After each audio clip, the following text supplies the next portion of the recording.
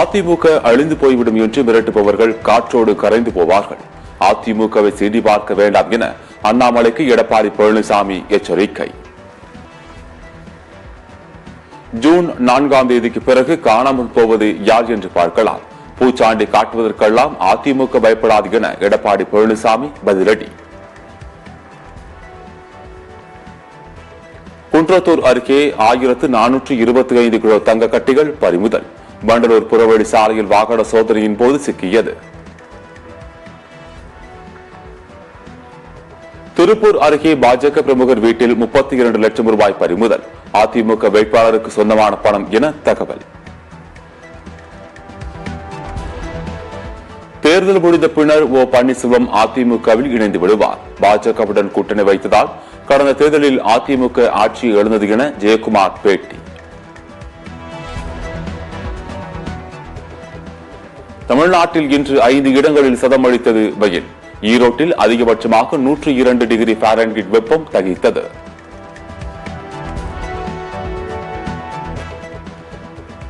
அடிக்கல் நாட்டி 5 ஆண்டுகளுக்கு பிறகு மதுரை எய்ம்ஸ் கட்டுமான பணிகள் துவக்கம். சுவர் எழுப்பியதற்கான படங்களை வெளியிட்டது கட்டுமான நிறுவனம்.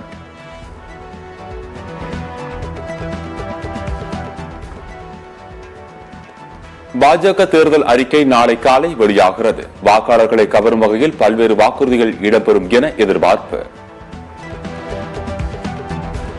எதிர்க்கட்சி தலைவர்களின் செல்போன்கள் ஒட்டு கேட்பதாக புகார். உளவுத்துறை ஐஜி மீது நடவடிக்கை எடுக்க கோரி தேர்தல் ஆணையத்தில் அதிமுக புகார்.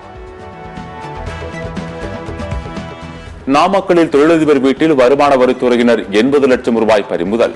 வாக்காளர்களுக்கு பணம் பட்டுவாடா செய்ய திட்டம் என தகவல். தமிழகத்தில் 8 மாவட்டங்களில் மிதமான மழைக்கு வாய்ப்பு. வானிலை மையம் தகவல். பிரதமர் மோடி கோடீஸ்வரர்கள் வளர்ச்சிக்கு மட்டுமே உதவி செய்வார் என ராகுல் காந்தி குற்றச்சாட்டு. ஏழை மக்களின் வாழ்க்கையை மாற்ற விரும்புவது காங்கிரஸ் என ராகுல் பேச்சு. மக்களவை தேர்தலில் நாளுக்கு நாள் அரசியல் சூழ்நிலை மாறி வருகிறது. பாஜகவுக்கு எதிரான அலை வீசுவதால் பிரதமர் மோடி பீதியடைந்துள்ளதாக காங்கிரஸ் கருத்து. அடுத்த 5 ஆண்டுகளில் 1 சவரன் 1 லட்சம் ரூபாய் வரை அதிகரிக்க வாய்ப்பு. தங்கத்தில் முதலீடு செய்வது நல்லது என வைரம் வியாபாரிகள் சங்க தலைவர் சாந்தகுமார் தகவல்.